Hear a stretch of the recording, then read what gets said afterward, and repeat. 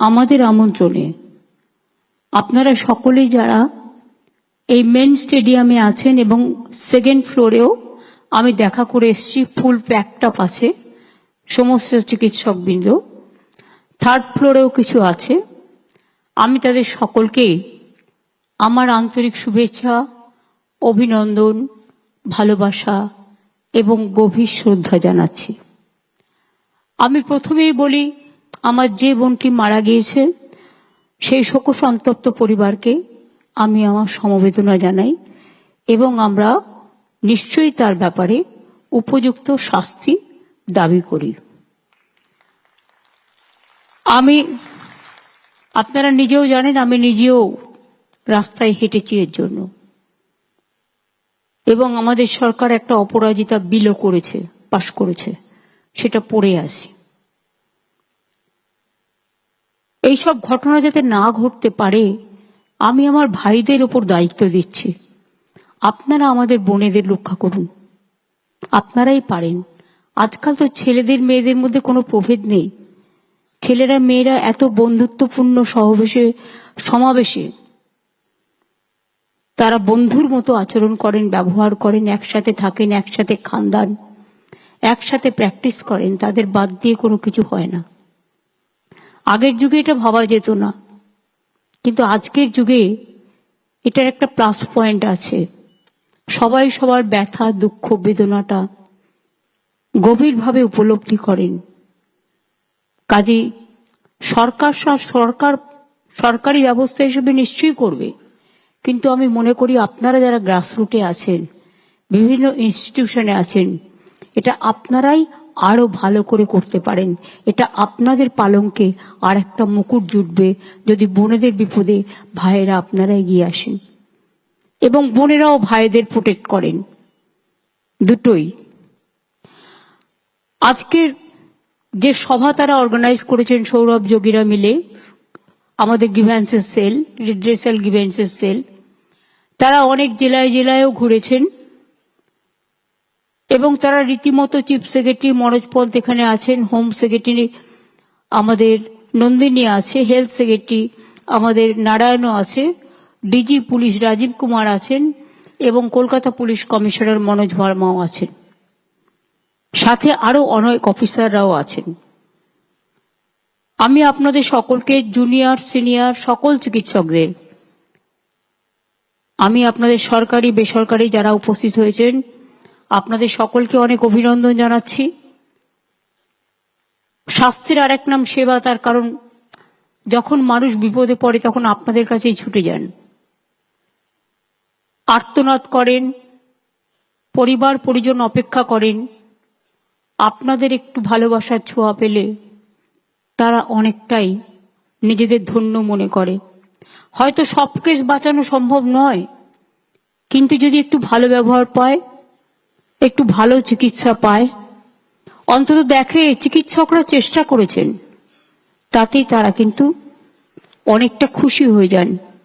আর একজন চিকিৎসক যখন একজন রোগীকে সেবা করে ভালো করে দেয়, সে যখন বাড়িতে ফিরে যায় সে নিজেকে খুব গর্ব অনুভব করে এবং তার পরিবার তাদের অনেক আশীর্বাদ দেয়, সমাজও দেয়।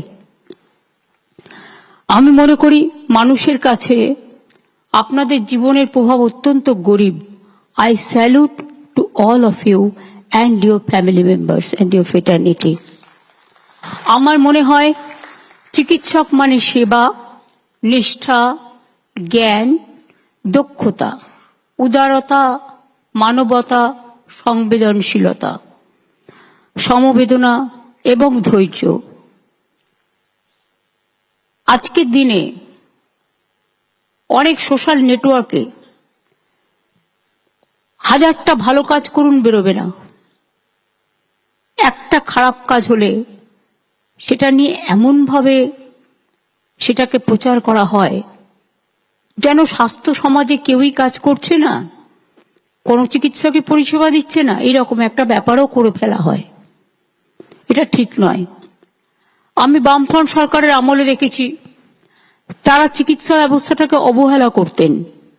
আমি কেন বলছি তার প্রমাণ হচ্ছে, একজন রাজ্যমন্ত্রী স্বাস্থ্য দপ্তর চালাতেন। তার কিছুই করার ছিল না, কোনো রকম চলতো টিমটিমিয়ে স্বাস্থ্য ব্যবস্থা। আমি কেন নিজের কাছে স্বাস্থ্য দপ্তর রেখেছিলাম তার একটাই কারণ, এই যে স্বাস্থ্য বিভাগে উন্নয়ন, এই উন্নয়ন কখনোই একটা রাজ্যমন্ত্রীর পক্ষে করা সম্ভব নয়, এবং এটা একটা ভাস্ট এরিয়া। টোটালটা নজর রাখা, টোটালটা দেখা, এবং আপনারা নিজেও জানেন আজকাল কত ফেক ভিডিও যেমন বেরিয়েছে, ফেক মেডিসিনও বেরিয়েছে, নানা রকম লোভ এত বেড়ে গেছে, একটা ভালো কাজকে খারাপ করে দিতে 1 সেকেন্ড লাগে। অপপ্রচারটা এত বেশি আজকের দিনে হয়। আগে তো সোশ্যাল নেটওয়ার্কটা ছিল না। সোশ্যাল নেটওয়ার্কের প্লাস দিকটাও যেমন আছে, মাইনাস দিকটাও আছে। কাজেই এটা সামলানো, যদি ডক্টরস কমিউনিটি এক হয়, রাজনীতির ঊর্ধ্বে উঠে, কারণ আপনাদের রাজনীতি নেই, আপনাদের রং রাজনীতির রং নয়, আপনাদের রং একটাই, সে রংটা হচ্ছে মানবতার এবং সেবার। এবং আমরা মনে করি আমরা আসার পর আপনারা ছিলেন বলেই, এটা আপনাদের কৃতিত্ব, আমার নয়, আমাদের নয়, বিনামূল্যে রোগ নির্ণয় চিকিৎসা, সরকারি হাসপাতালে বিনা পয়সায় চিকিৎসার ব্যবস্থা করা হয়েছে। আমি প্রথমে এসেই ভাবছিলাম, আগে যেতাম পিজি হসপিটালে, ছোট্ট ছোট্ট গেট, একটা দুর্ঘটনা ঘটে গেলে বেরোবার জায়গা পর্যন্ত নেই। আমি শম্ভুনাথ হসপিটালে গিয়েও দেখেছি তাই, মেডিকেল কলেজে গিয়েও দেখেছি তাই, অনেক জায়গায় গিয়ে এই অভিজ্ঞতা আমার হয়েছে। তখনই সঙ্গে সঙ্গে আমরা সিদ্ধান্ত নিই, হাসপাতালের গেটগুলো আগে বড় করো, হসপিটালগুলো রং করো, হসপিটালগুলো নাইট শেল্টার করো, এগুলো করার প্রয়োজন আছে। কারণ আমরা সবাই জানি, আগে দৃষ্টি সুন্দরী, তারপরে গুণ বিচারী। অর্থাৎ আগে দেখতে হবে আপনাকে, যেটা আমি বলছিলাম, ব্যবহার সুন্দরী, তারপরে গুণ বিচারী, অটোমেটিক। বিশ্বাস করুন, একটা ছোট্ট ঘটনা আপনাদের বলছি। মণিময় এখানে আছে, আমি দেখছি, মুকুলবাবুরাও আছেন, অনেকেই আছেন আমার পরিচিত।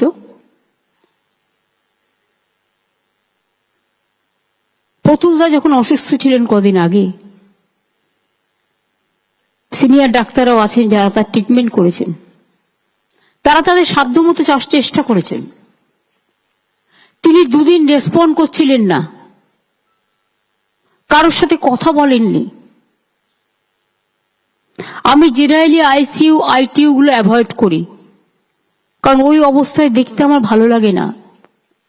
আমি মৃতদেহের কাছে কম যাই, কারণ আমি মনে করি আমার জীবন্ত মুখটাই বেঁচে থাকুক, মৃত্যুর মুখটা নয়। কিন্তু এসব শুনে আমার হঠাৎ মনে হলো একবার চেষ্টা করে দেখি না, যদি রেসপন্ড করে একবার। আমি গেলাম, আমার সাথে মনে ছিল, আমার সাথে বিশ্ব ছিল, একজন সাংবাদিক, অন্যান্য সিনিয়র ডাক্তাররা যারা এখানে বসে আছেন সবাই ছিলেন।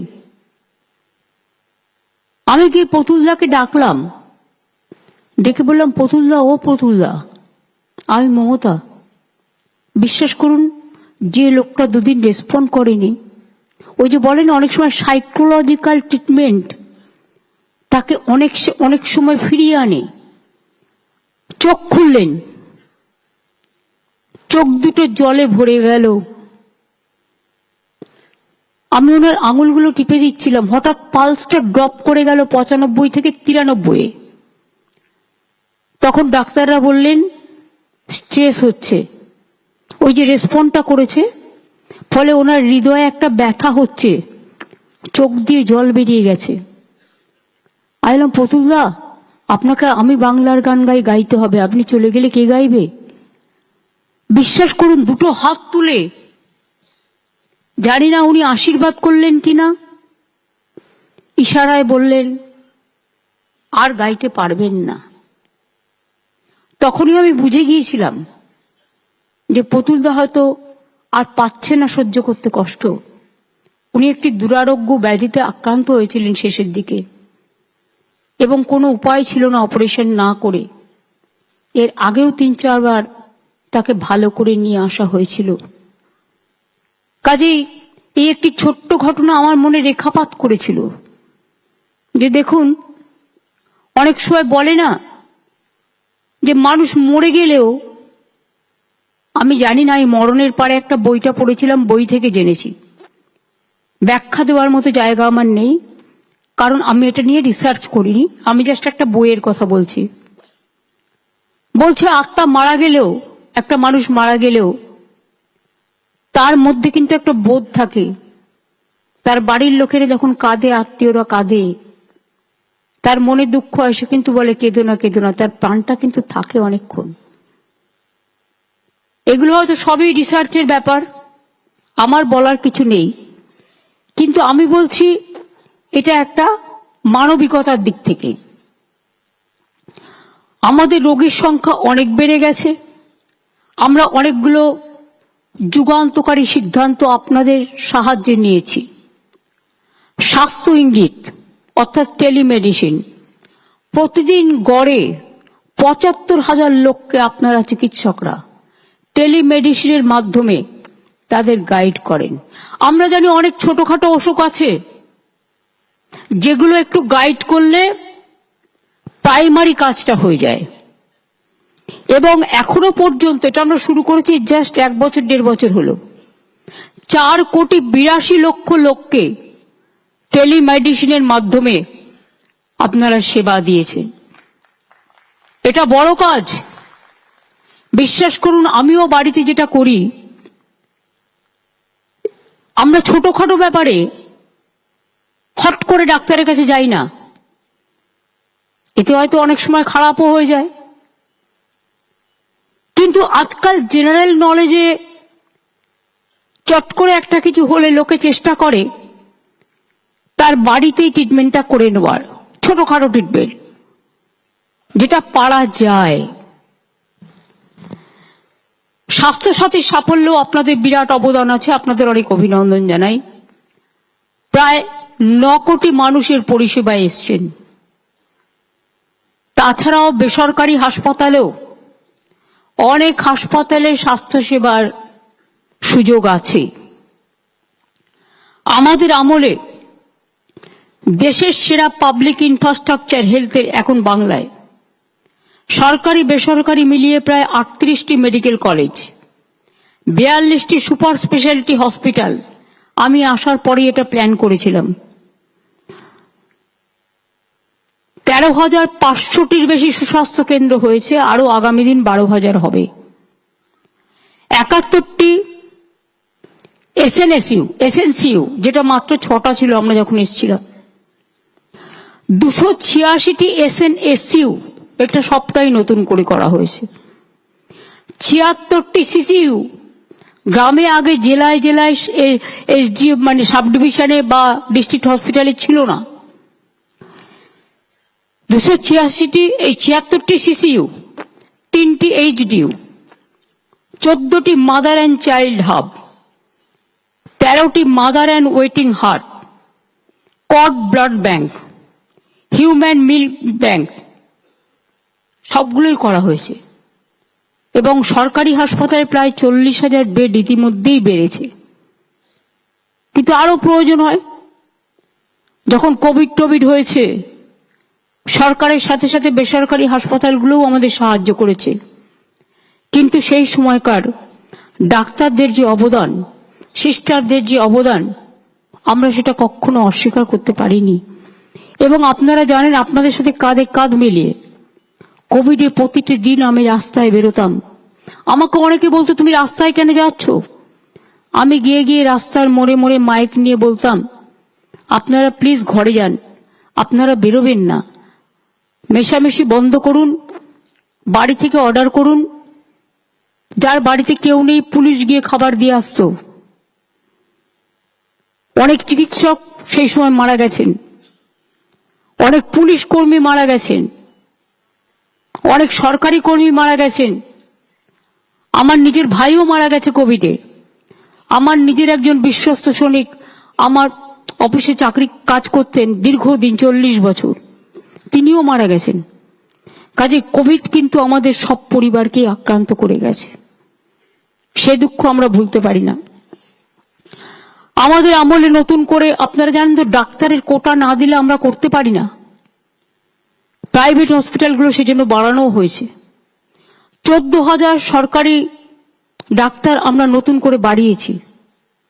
25,000-এর বেশি নার্স বাড়ানো হয়েছে। প্যারামেডিক্যাল স্টাফও 5,000 নিয়োগ করেছে। আরো ডাক্তার নার্স থাকলে হয়তো ভালো হতো। এই ইনফ্রাস্ট্রাকচারের ফলে রোগীর সংখ্যাও বেড়ে গেছে, শুধু আমাদের বাংলার নয়, আশেপাশের রাজ্যের এবং নর্থ ইস্টার্ন স্টেটেরও অনেক পেশেন্ট আমাদের এখানে সেবা করতে আসে। এটা একটা বিরাট প্রেশার। আমরা জেলা হসপিটালগুলোকে কেন বলি যে হঠাৎ করে রেফারেল করবেন না? কারণ যেটা প্রয়োজন সেটা করুন। কারণ কলকাতায় সামলানোটা ভীষণ হেডেক হয়ে যায়। এবং আমি এখনো বলছি যে আগের আমলে ডাক্তারি বা নার্সিং এর সিট এত কম ছিল যে নিয়োগ করার মতো কাউকে পাওয়া মুশকিল। আমরা রাজ্যে এমবিবিএস এর সিট বেড়েছে আমাদের প্রায় 4,345টি, নার্সিং সিট বেড়েছে 26,000, এবং পুরো ওয়ার্কফোর্সের প্রেশারটা আপনাদের সামলাতে হচ্ছে। যেহেতু রিক্রুটমেন্টটা থমকে আছে, আরো অনেক রিক্রুটমেন্ট হচ্ছে, অনেকগুলো নার্সিং স্কুল হয়েছে, নার্সিং সেন্টার হয়েছে। রিক্রুটমেন্টটা থমকে আছে কেন? ওবিসি রিজার্ভেশন নিয়ে একটা কোর্টে কেস করেছে। কিছু দুষ্টু লোক আছে যারা কাজের কাজ করে না, অকাজের কাজ করে। একটা গিয়ে ঠুকে দিল আর ব্যাস ঠকঠকিয়ে বকবকিয়ে সেটা বন্ধ হয়ে গেল। এটা বোঝবার ক্ষমতা নেই যেটা করার ফলে আমার রিক্রুটমেন্ট কয়েক লক্ষ ছেলে মেয়ের আটকে আছে। একদিকে ডাক্তারিতে, একদিকে নার্সে, একদিকে টিচারে, একদিকে সরকারি কাজে, সরকারি চাকরির অনেক জায়গায় আটকে আছে। আমরা চেষ্টা করছি এই কেসটা ক্লিয়ার করার জন্য। কোর্টে এক কেস আছে। আমি আপনাদের কৃতিত্ব জানাচ্ছি।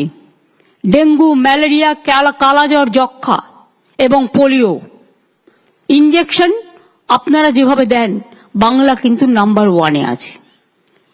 আমরা আসার আগে একটা মাত্র পোলিও হয়েছিল হাওড়ায় জেলায়, সেই জন্য ইন্ডিয়া ব্ল্যাকলিস্টেড হয়ে গিয়েছিল। আমরা আসার পরে সেই জন্য মুয়াজ্জম ইমামদের নিয়ে মিটিং করি এবং তাদের বলি সামাজিক সচেতনতা আপনাদেরই বাড়াতে হবে, যাতে পোলিও সবাই নেয় তার ব্যবস্থা আপনাদের করতে হবে। আর আমাদের চিকিৎসকদের মাথা থেকে যে বুদ্ধিটা বেরিয়েছে, মাদার ওয়েটিং হার্ট, আমরা নিজেরা হোম ডেলিভারির, আমাদের কোনো কিছুরই ঠিক নেই, নিজেদের পস্তাতে হয় মাঝে মাঝে। কিন্তু এখনকার বাচ্চারা তো ইনস্টিটিউশন ডেলিভারি হচ্ছে, এক্স্যাক্ট ডেট পাচ্ছে, মা চিকিৎসা পাচ্ছে, শিশুরা চিকিৎসা পাচ্ছে। এবং মাদার হার্ট তো আপনারা জানেন যে হসপিটালের সাথে মাদার হার্ট তৈরি করা হয় ইন্টেরিয়ার অঞ্চলগুলোতে। প্রেগনেন্ট মাদারদের নিয়ে এসে রাখা হয়, যখন বাচ্চা হয় হসপিটালে সেটা নিয়ে গিয়ে সিজারিয়ান করা হয়। এবং ইনস্টিটিউশন ডেলিভারি সেই জন্য প্রায় 60% সম্ভবত সেখান থেকে বেড়ে আজকে 99% হয়েছে। এবং আমি মনে করি এটা 100% অ্যাচিভমেন্ট আমাদের করতে হবে। We have to do it.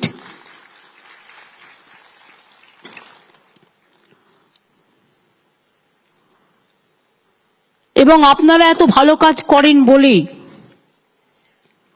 আপনারা হার্ট অপারেশন, আমাকে যে যতই বিদেশ দেখাক, আমি মনে করি আমার দেশে যা আছে, বাংলার যে মেধা আছে, বাংলার যে প্রতিভা আছে, বাংলার যে নলেজ আছে, বাংলার যে ইনফ্রাস্ট্রাকচার আছে সেটা আমাদের থেকেই কিন্তু ওরা ধার নেয়, এবং আমরা কখনো কখনো ধার নিই। ভালো কাজ সবসময় ধার নেওয়া উচিত, কিন্তু এটা ঠিক যে এমনি দয়া করে কেউ কাউকে নেয় না। তার প্রতিভা আছে বলেই, মেধা আছে বলেই তাকে কিন্তু নেওয়া হয়।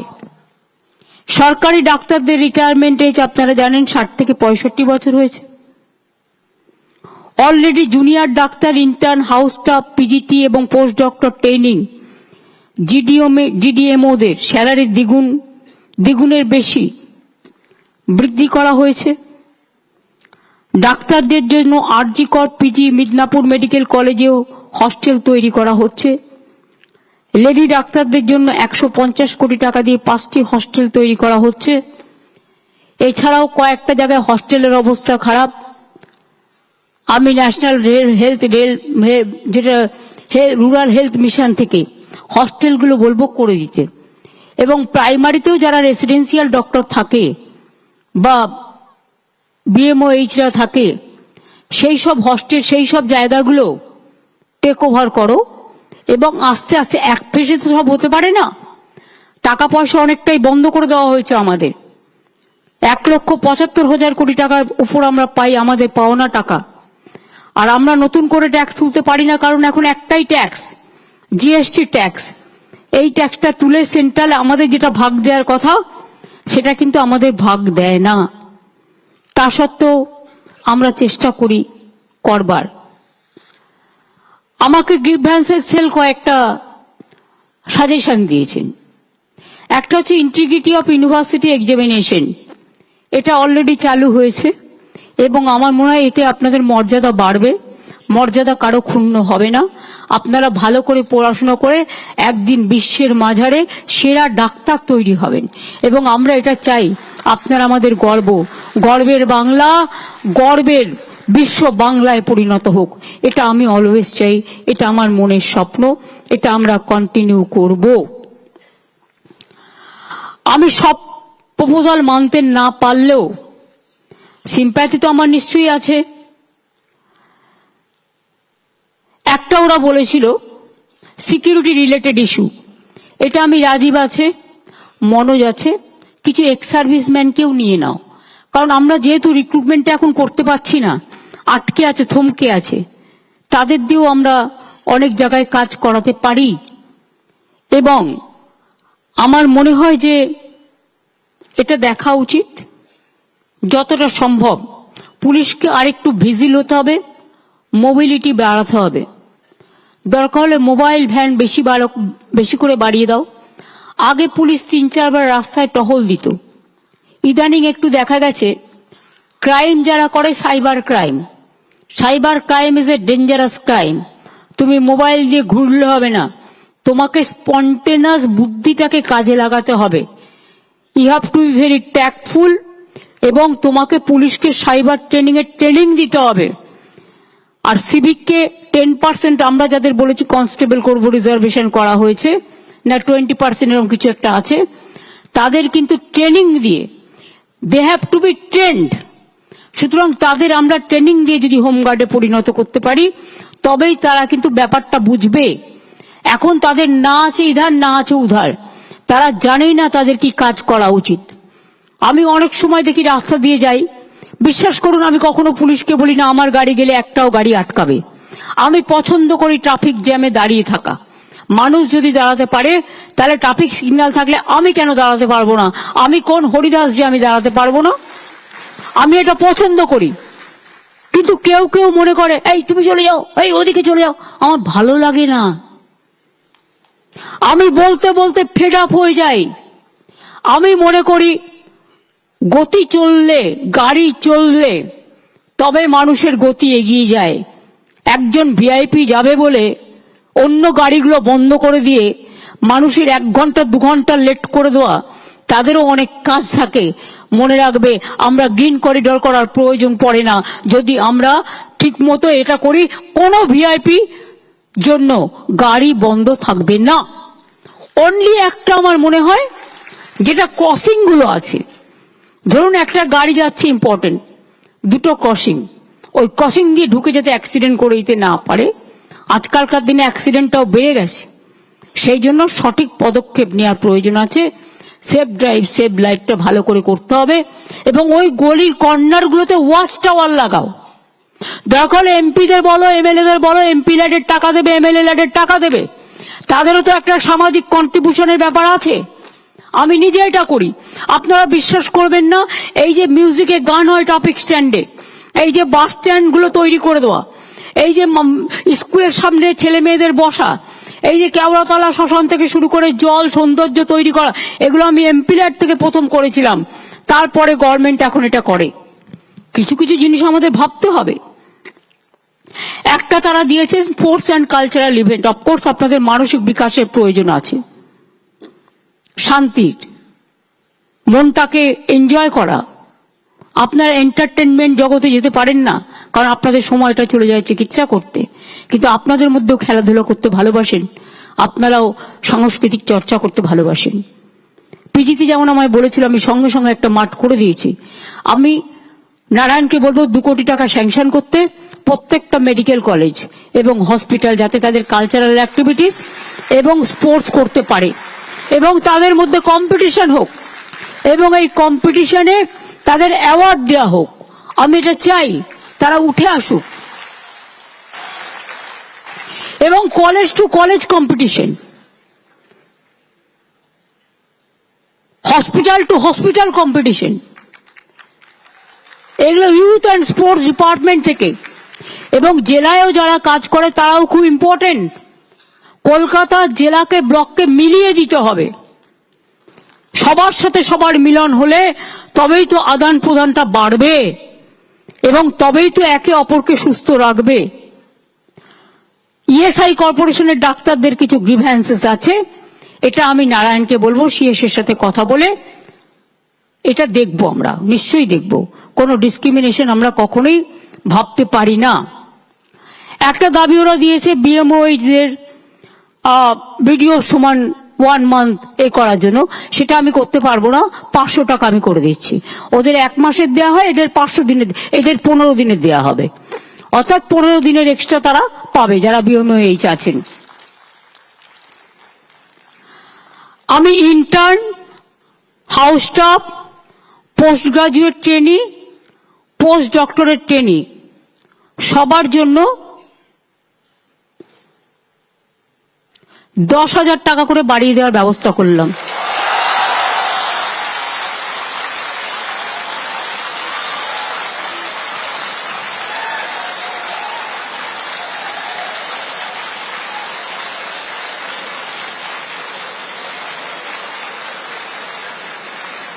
সিনিয়র ডাক্তাররা যেমন চিকিৎসা দেয়, হাতে কলমে শেখান,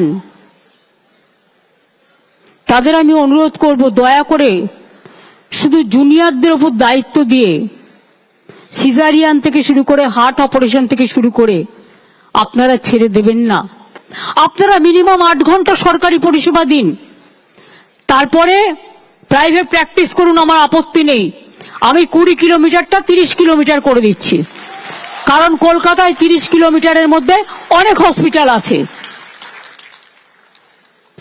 করুন না, কে বারণ করেছে? কিন্তু 8 ঘন্টা সরকারি পরিষেবা দেওয়ার সময় প্লিজ দয়া করে যাবেন না। আপনার যদি কোনো আর্জেন্ট রোগী দেখার কাজ থাকে, তখন যদি কোনো অপারেশন করার থাকে সিরিয়াস, আপনি হসপিটালে ডেকে নিন না, কি অসুবিধা আছে? হসপিটালে তো ইনফ্রাস্ট্রাকচার রেডি আছে। কিন্তু সরকারি পরিষেবাটার সময় প্লিজ দয়া করে আপনাদের কাছে আমরা কৃতজ্ঞ থাকবো যদি এইটুকু সেবা দেন। মানুষ চিরকাল বাঁচে না, মানুষের কৃতিত্ব বাঁচে। মনে রাখবেন, একটা মানুষ একটা ডাক্তারকে বাড়ির লাউটা হলে দিয়ে যায়, বাড়ির কুমড়োটা হলে দিয়ে যায়। কেন দেয় জানেন? তারা আপনাদের ভগবান মনে করেন।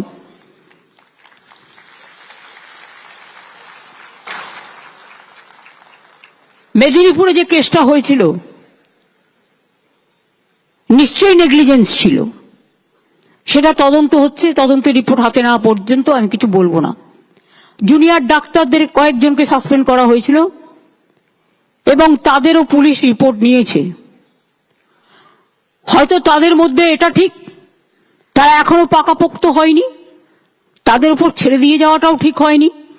একতরফা ভাবে তারাও সাসপেন্ড হয়েছিলেন, কিন্তু জুনিয়র ডাক্তাররাও একদিন সিনিয়র হবে, তাদের ভবিষ্যতের দিকে তাকিয়ে আমি জুনিয়র ডাক্তারদের সাসপেনশনটা উইথড্র করে নিচ্ছি।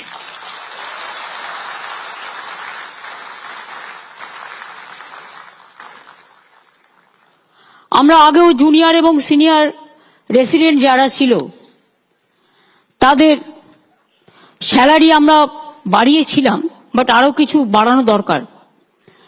তাই আমরা সিদ্ধান্ত নিয়েছি সর্বস্তরের সিনিয়র রেসিডেন্টদের স্যালারি আমরা 15,000 টাকা করে বাড়িয়ে দেব।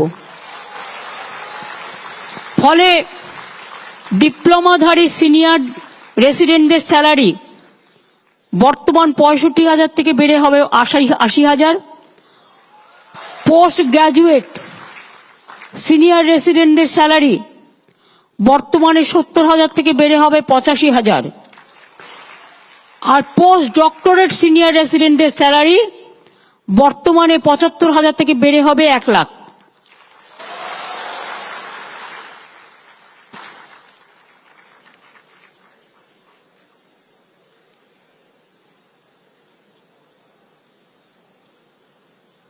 আর intern house staff post graduate training post doctor training সবার জন্য 10,000 টাকা করে বাড়ানো হবে, সেটা তো আমি অলরেডি বলে দিয়েছি।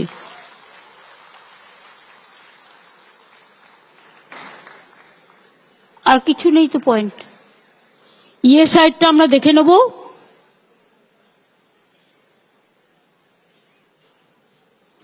রেসিডেন্ট ডাক্তার হয়ে গেল।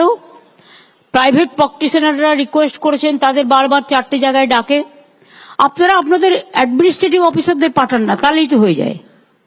দেখুন, এগুলো তো আইনত সংস্থা, এগুলো সেন্ট্রালের রুলও থাকে। এটা হয়তো আমার হাতে সবটা নেই। আপনারা আপনাদের অ্যাডমিনিস্ট্রেটিভ অফিসারকে পাঠান। আমাদের হাইকোর্ট প্রতিদিন নয় সিএসকে ডাকে, নয় হোম সেক্রেটারিকে ডাকে, নয় পুলিশ কমিশনারকে ডাকে, নয় ডিজিকে ডাকে।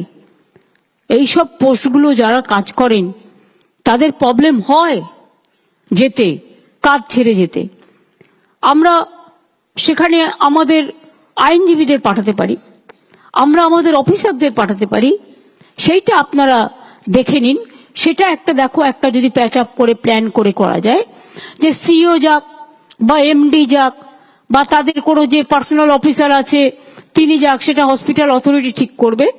তাতে ডাক্তারদের নিজেদের যদি ওদের কোনো কমপ্লেন থাকে নিশ্চয়ই রাখতে পারে, কিন্তু ডাক্তারদের ডাইরেক্ট ডাকলে যেটা ডাক্তারদের কাজও নষ্ট হয়, সেটা একটু মাথায় রাখতে হবে মানবিকতার স্বার্থে। কাজেই আমার মনে হয় আপনারা ভালো করে কাজ করুন, সুন্দর করে কাজ করুন। আমি এটুকু নিশ্চয়ই বুঝবো যে আপনারা ভালো করে কাজ করলে আপনাদের কোনো দিন কোনো অসুবিধা হবে বলে আমি মনে করি না। কারণ আমাদের সরকার রাজনীতির ঊর্ধ্বে উঠে ডাক্তারদের এই পরিষেবাটাকে সম্মান করে এবং শ্রদ্ধা জানায়। আমরা বছরে একটা করে এই ধরনের মিটিং যদি করতে পারি, তাহলে আমরা আরো বেশি করে আপনাদের সাথে কমিউনিকেশনটা বাড়াতে পারি। আপনারা এত সকলে এসছেন জেলা থেকে, ব্লক থেকে, সরকারি হাসপাতাল থেকে, প্রাইভেট হসপিটাল থেকে, নিচে থেকে ওপরে যারা বসে আছেন গ্যালারিতে, এবং তাছাড়াও যারা বসে আছেন আমার 2nd ফ্লোরে বা 3rd ফ্লোরে, আমি সবাইকেই বলি আপনারা এসছেন কষ্ট করে। আপনাদের সকলের কাছে আমাদের অনেক প্রত্যাশা, আপনাদের সকলের কাছে আমাদের অনেক আশা, আপনাদের সকলের কাছে আমাদের অনেক ভালোবাসা। আপনারা আরো বড় হন, আরো সুন্দর হন। আপনাদের অভিনন্দন শুধু জানিয়ে ছোট করব না, আপনাদের পরিবারকে অভিনন্দন জানাই। বাবা মারা কষ্ট করে এক একজন ডাক্তার তৈরি করেছেন, কত কষ্ট করে তারা ছেলে মেয়েদের মানুষ করেছেন। আর একটা অনুরোধ করব, দয়া করে বিদেশে চলে যাবেন না। দেখছেন তো কি হচ্ছে, লোহার শেকল আর লোহার বেড়ি, এটা অসম্মানজনক। বাংলায় থাকুন, কোনো অসুবিধে নেই। আপনাদের কোনো অসুবিধে হলে আমাদের জানাবেন, we are always at your service. আমি এটুকু বলে আপনাদের সুস্থ জীবন কামনা করে, ভালো ভবিষ্যৎ কামনা করে, আমি সৌরভ যোগী থেকে শুরু করে গ্রিভ্যান্সেস রিড্রেসাল সেলের সকলকে অনেক অনেক ধন্যবাদ এবং অভিনন্দন জানিয়ে আমি আপনাদের বলবো শুভ নন্দন। দোল আসছে, রমজান মাস আসছে, শিবরাত্রি আসছে, আরো অনেক উৎসব আসবে। সব উৎসবই আমাদের সকলের, কিন্তু আপনারা উৎসবে অনেক সময় অংশগ্রহণ করতে পারেন না, কারণ আপনাদের সেবা দিতে হয়। আমারও তাই, আমাকেও পাহারা দিতে হয়। কাজেই যতটুকু পারলাম চেষ্টা করলাম এই সীমিত স্বার্থের মধ্যে। আগামী দিন যদি আবার আমাদের আর্থিক সচ্ছলতা বাড়ে, নিশ্চয়ই বাড়বে একদিন, যেভাবে ট্রেন্ড দেখা যাচ্ছে, Bengal have became the destiny of the industrial investment, এবং অ্যাট দ্য ইন্টারন্যাশনাল লেভেল এবং এশিয়া লেভেল। সুতরাং আমি মনে করি যে একদিন না একদিন আপনাদের আরো আরো অনেক বেশি সুফল আপনারা লাভ করবেন। আর প্রিন্সিপাল যারা আছেন, সুপার যারা আছেন, তাদের কাছে আমার রিকোয়েস্ট থাকবে, অলওয়েজ নিজেরা দেখে নেবেন এসি মেশিনটা ঠিক মতো কাজ করছে কিনা, পিডব্লিউডি কে ডেকে নেবেন। কোথাও কোনো নার্সিং হোস্টেলে জল পড়ছে কিনা দেখে নেবেন। কোথাও কোনো অসুবিধা হচ্ছে কিনা মেয়েদের ওয়াশরুম নিয়ে দেখে নেবেন। কোথাও কোনো জায়গায় কোনো রকম প্রবলেম হচ্ছে কিনা, কোনো গ্রিভ্যান্সেস হচ্ছে কিনা।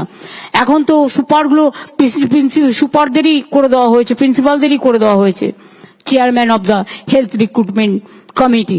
সুতরাং আপনাদের যা গ্রিভ্যান্সেস প্রিন্সিপালদের এসে বলবেন, এবং তাতে যদি কোনো অসুবিধা হয়, সিএস তো আছেনই, আপনারা আপনাদের অভিযোগ আপনারা জানাতে পারেন, নারায়ণকেও জানাতে পারেন এবং সিএস কেও জানাতে পারেন। আর নারায়ণ, তোমাকে আমি বলবো আরেকটু সিরিয়াস হয়ে, তুমি বিশেষ করে তোমাকে আমি 8-10টা আইএস অফিসারও দিয়েছি, ডাক্তাররাও আছে, তোমাদের মধ্যে কিন্তু একটা ডিফারেন্স অফ ওপিনিয়ন অলওয়েজ হয়। তোমরা নিজেদের যোগাযোগটা আরেকটু বৃদ্ধি করে, সুন্দর করে তোমরা ভালো করে কাজ করো। অনেক কাজ হয়েছে স্বাস্থ্যে, কিন্তু একটা দুটো কাজের জন্য কেউ কেউ আমাদের নামে বদনাম করে। আমার খুব খারাপ লেগেছিল যখন আমি দেখেছিলাম সুপ্রিম কোর্টে একজন, বলতেই পারেন তার নিজের কথা, তিনি বলেছিলেন বাংলায় হাসপাতালে নাকি একটু তুলোও পাওয়া যায় না। আমি খুব ব্যথিত হয়েছিলাম, তার কারণ সবকিছু আছে। আর একটা অনুরোধ করবো প্রিন্সিপাল সুপারদের এবং যারা অ্যাডমিনিস্ট্রেশনে আছেন, এক্সপায়ারি ওষুধ, এক্সপায়ারি স্যালাইন, সবকিছু expiry medicine stock taking always করবেন 3 মাস পর পর। কারণ এটা হতে পারে 3 মাসের মধ্যে আপনার এক্সপায়ারি এটা শেষ হয়ে যাচ্ছে। আগেকার দিনে এক্সপায়ারিটা অনেকে বুঝতেন না। আমার মজা লেগেছে শুনে, আমাদের একটা ছোট্ট বাচ্চা পরিবারের 4 বছর বয়স, জানেন, আমাকে এসে একটা জিনিস আমি ওকে দিয়েছি, মানে ও একটা লজেন্স খেতে ভালোবাসে, আমি দিয়েছি, আমাকে বলছে এক্সপায়ারি ডেটটা দেখে নাও তো। ওইটুকু বাচ্চা 4 বছরের আমাকে বলছে এক্সপায়ারি ডেটটা দেখেছো। আমি বুঝলাম তার মানে আজকে বাচ্চারা কত সচেতন হয়ে গেছে। কাজেই সবাইকে অনেক ধন্যবাদ। ভালো থাকুন, সুন্দর থাকুন, সুস্থ থাকুন। থ্যাংক ইউ ভেরি মাচ আমাকে ডাকার জন্য। অনেক অনেক ধন্যবাদ সকলকে।